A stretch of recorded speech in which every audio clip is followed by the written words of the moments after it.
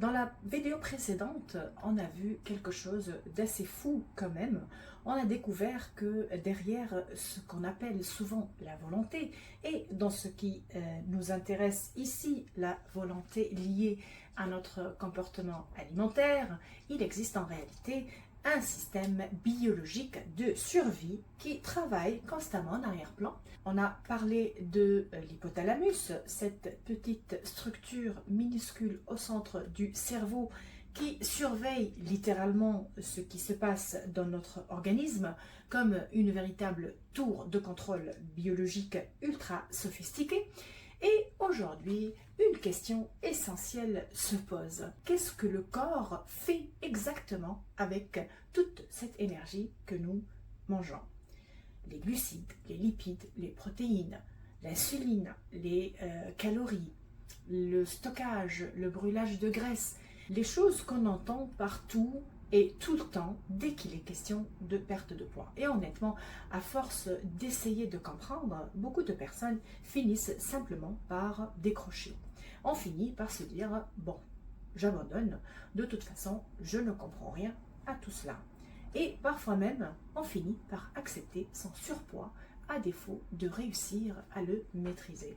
Pourtant, derrière tous ces mots compliqués se cache quelque chose de beaucoup plus simple qu'on ne l'imagine.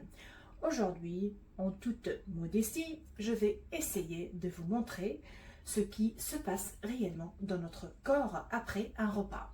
Parce que c'est là que tout commence. Les fringales, les coups de fatigue, les compulsions, la prise de poids, les difficultés à maigrir, la résistance à l'insuline, et ça c'est très important. Et croyez-moi, comme je le dis souvent, tout se passe dans la tête. Enfin, pas complètement, parce que le cerveau ne travaille jamais seul.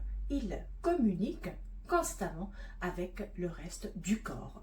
Le foie, les muscles, les tissus adipeux, l'intestin, le pancréas, tout ce beau monde échange des informations en permanence. Et lorsqu'on comprend enfin ce dialogue, beaucoup de comportements qui semblaient complètement irrationnels deviennent soudainement beaucoup plus logiques. Et surtout, nous allons comprendre quelque chose de fondamental.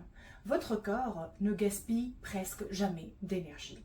Pendant des centaines de millions d'années, nos ancêtres ont vécu dans des environnements où la nourriture était rare, imprévisible et difficile à obtenir.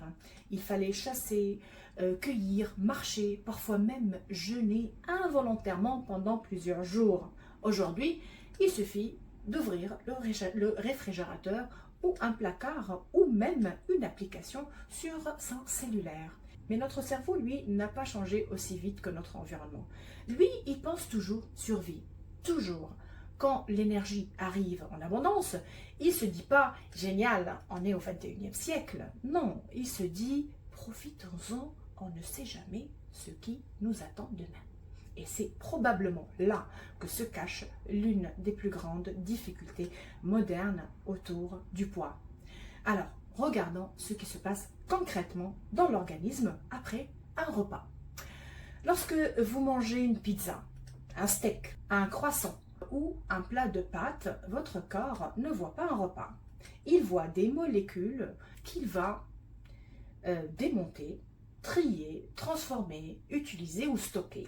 Et cette gestion de l'énergie influence directement notre faim, notre satiété, notre niveau d'énergie et même notre capacité à perdre du poids. Pour comprendre cela, observons d'abord ce schéma qui résume le destin des principaux nutriments de notre organisme. Nous sommes ici dans ce que les physiologistes appellent la phase pendiale, c'est-à-dire la période qui suit immédiatement un repas. C'est également une phase d'anabolisme, autrement dit une phase de construction, de réparation et surtout de stockage.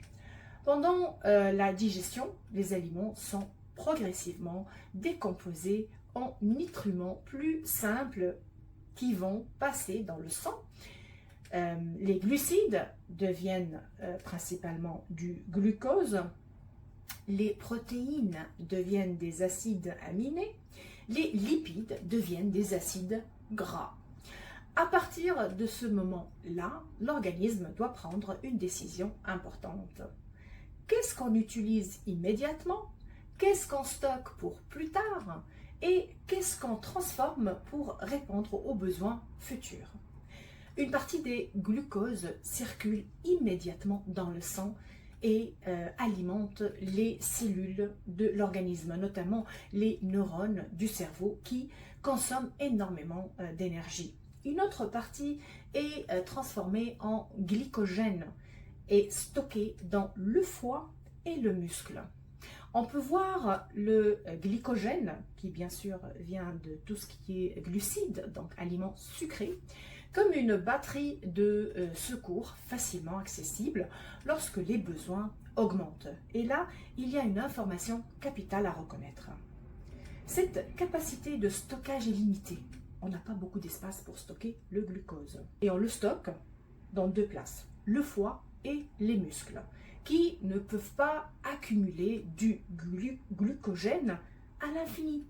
Imaginez une série de tiroirs réservés au stockage de glucose. Une fois ces tiroirs remplis, on ne peut plus y ranger grand-chose. Et c'est là que les choses deviennent particulièrement intéressantes.